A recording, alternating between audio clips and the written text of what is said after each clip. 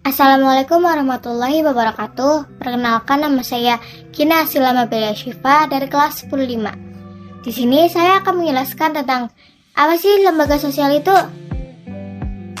Jadi, lembaga sosial adalah himpunan norma dari segala tingkatan yang berkisar pada suatu kebutuhan pokok di dalam kehidupan bermasyarakat. Wujud yang konkret dari lembaga sosial ini adalah asosiasi, yaitu kumpulan orang yang memiliki kesadaran bersama akan keanggotaan dan saling berinteraksi. Lembaga sosial juga bisa diartikan sebagai suatu sistem peraturan, baik itu berupa norma, adat istiadat yang mengatur pola perilaku individu atau kelompok dalam sebuah masyarakat. Lembaga sosial menurut para ahli. 1. Ada Paul B. Horton dan Chester L. Hunt. Lembaga sosial merupakan sistem norma untuk mencapai suatu tujuan yang dipandang penting oleh masyarakat.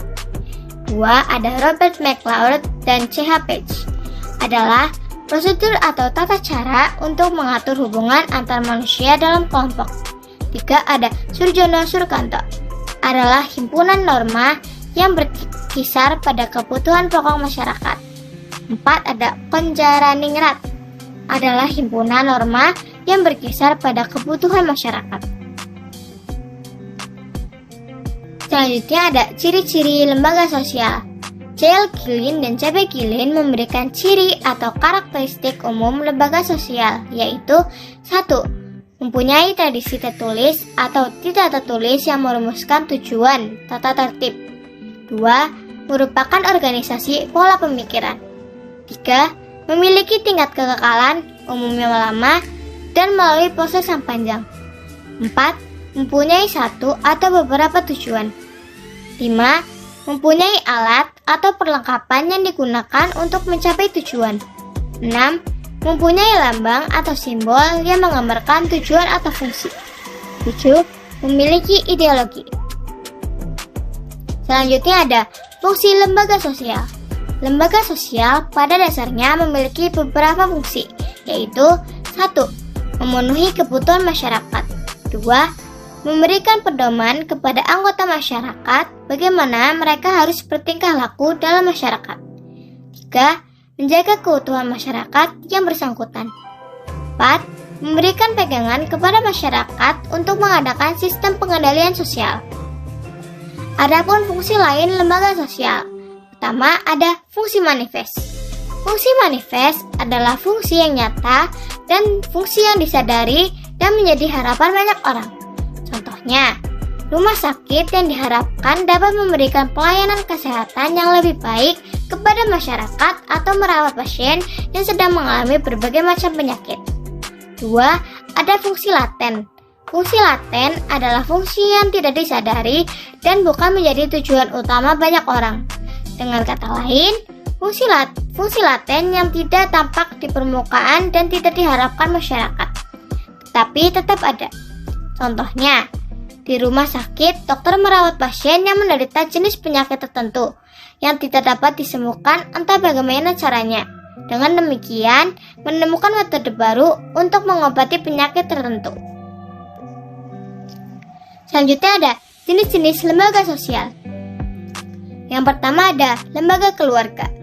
Lembaga keluarga adalah unit sosial terkecil di masyarakat, terdiri dari ayah, ibu, dan anak yang mempunyai peran dan fungsinya masing-masing. Kedua ada lembaga pendidikan. Adalah tempat berlangsungnya proses pendidikan dengan tujuan mengubah tingkah laku individu ke arah yang lebih baik melalui interaksi dengan lingkungan sekitar. Yang ketiga ada lembaga agama. Adalah organisasi yang dibentuk oleh umat beragama dengan tujuan untuk memajukan kepentingan hidup beragama yang ada di dalam kehidupan. 4. Lembaga politik. Adalah lembaga yang mengatur pelaksanaan dan wewenang yang menyangkut kepentingan masyarakat. 5. Lembaga ekonomi. Adalah bagian lembaga sosial yang mengatur tata hubungan antar manusia dalam memenuhi kebutuhan hidup sehari-hari. Proses pertumbuhan lembaga sosial. Pertama ada sistem norma. Kedua, pelembagaan. 3. Lembaga sosial. 4. Internalisasi dalam kebiasaan masyarakat. Tipe lembaga sosial. Pertama ada berdasarkan sudut perkembangannya. Ada creative institution.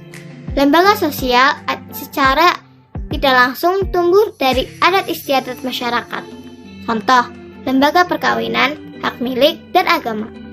2 ada enacted institution. Lembaga sosial yang secara sengaja dibentuk untuk mencapai tujuan tertentu. Contoh, lembaga pendidikan dan lembaga utang piutang. Yang kedua berdasarkan sudut sistem nilai yang diterima oleh masyarakat. Pertama ada basic institution.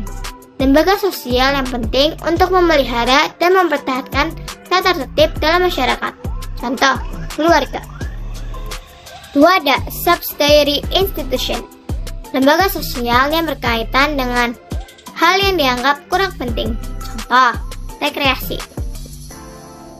Yang ketiga ada berdasarkan sudut penerimaan masyarakat. Ada approved dan subsidiary institution. Lembaga sosial yang diterima masyarakat. Contoh, lembaga sekolah. 2 ada unsubsidiary institution. Lembaga sosial yang ditolak masyarakat. Contoh, sindikat kejahatan. 4 berdasarkan sudut penyebarannya. Ada general institution.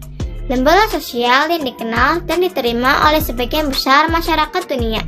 Contoh, lembaga agama.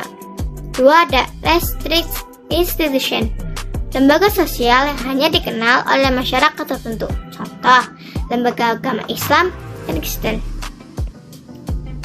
Yang kelima ada berdasarkan sudut dan fungsinya. Ada operative institution. Lembaga sosial yang berfungsi menghimpun cara-cara yang diperlukan untuk mencapai tujuan dari masyarakat yang bersangkutan. Contoh, lembaga industri. 2 ada regulative institution. Lembaga sosial yang bertujuan mengawasi adat istiadat atau tata cara yang ada di dalam masyarakat. Contoh, lembaga hukum seperti kejaksaan. Sekian dari saya. Bila ada kekurangan, mohon maaf. Terima kasih. Wassalamualaikum warahmatullahi wabarakatuh.